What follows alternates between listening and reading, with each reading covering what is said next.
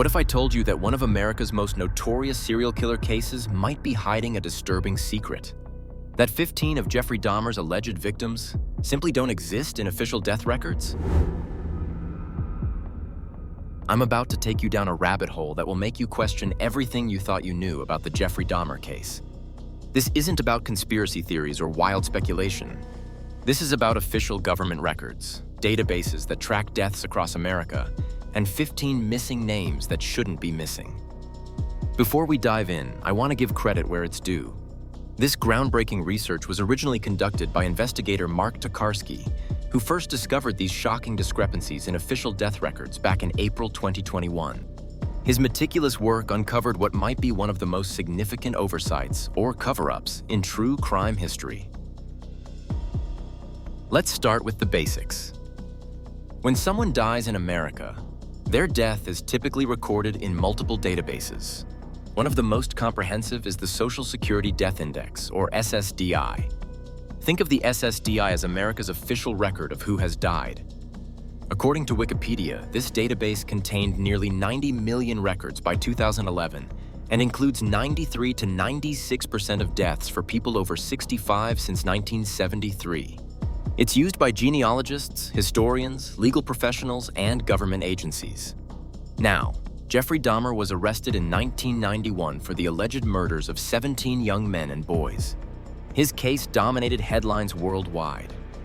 These weren't obscure deaths. They were part of one of the most publicized criminal cases in American history. So here's the million-dollar question. If these victims really died, why aren't they in the official death records? The official silence is a profound contradiction.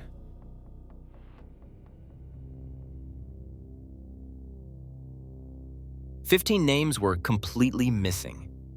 Richard Guerrero, Curtis Straughter, Edward Smith, Jamie Doxtator, Konarak Sintha Somphone, Errol Lindsay, Anthony Sears, Jeremiah Weinberger, Ernest Miller, Anthony Hughes, Matt Turner, David Thomas, Ricky Beeks, Stephen Hicks, and Stephen Tuomi."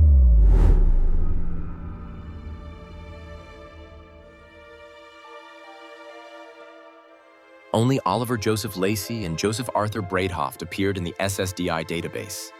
Now, before you say maybe their deaths just weren't reported, remember this was 1991. The Dahmer case was international news. We're talking about a serial killer investigation involving multiple law enforcement agencies, medical examiners, and massive media coverage. Let's be clear about what the SSDI absence means. It doesn't automatically prove these people are alive, but it does mean that no funeral director, family member, or government official reported their deaths to the Social Security Administration. Typically, when someone dies, the funeral director is responsible for reporting the death. Given the high-profile nature of these cases, the involvement of medical examiners, and the legal proceedings that followed, it's almost impossible that these deaths wouldn't have been properly documented. Remember, 93 to 96% of deaths are recorded in the SSDI. What are the odds that 15 out of 17 victims from the same case would all fall into that 4 to 7% that somehow slipped through the cracks?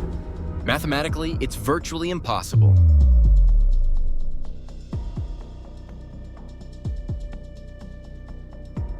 But Tokarski didn't stop there. He cross-referenced multiple databases, including Find a Grave and TruePeopleSearch, looking for any trace of these individuals. The results were even more shocking. Several people with matching names and approximate ages were found living in Milwaukee and surrounding areas, the exact region where Dahmer reportedly operated. For example, as of August 2025, Anthony Lee Sears, age 60, living in Milwaukee. Curtis Straughter, age 52, Milwaukee. David Thomas, age 56, Milwaukee. The pattern is unmistakable. These aren't random coincidences scattered across the country. They're concentrated in the exact geographic area of the supposed crimes. Now, let's address the elephant in the room. What does this suggest? There are really only a few possibilities. Option 1. Massive bureaucratic failure across multiple agencies and databases, highly unlikely given the case's profile. Option 2. These individuals never actually died, and the Dahmer victim list was fabricated and significantly exaggerated. Option 3. There was a deliberate effort to keep these deaths out of official records. But why? The two victims who do appear in the SSDI, Lacey and Braidhoft, might represent actual deaths that were repurposed and attributed to Dahmer to lend credibility to the narrative. This raises uncomfortable questions. If the victim count was inflated, what else about this case might not be what it seems? I want to be crystal clear. I'm not making definitive claims about what happened, but the evidence uncovered by Mark Tokarski demands serious questions. Why would 15 alleged murder victims be absent from official death records? How could such a massive oversight occur in one of America's most scrutinized criminal cases? And what does this say about the reliability of official narratives in high-profile cases? These aren't minor discrepancies. These are fundamental questions about the accuracy of a case that shaped public understanding of serial crime and influenced countless books, documentaries, and even recent Netflix series.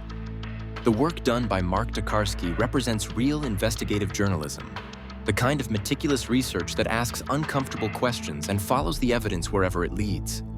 If you found this information as shocking as I did, hit that like button and subscribe for more content that challenges the official narrative with hard evidence and real research. What do you think? Are we looking at bureaucratic incompetence or something more deliberate? Let me know in the comments below. And remember, question everything, verify independently, and never stop seeking the truth.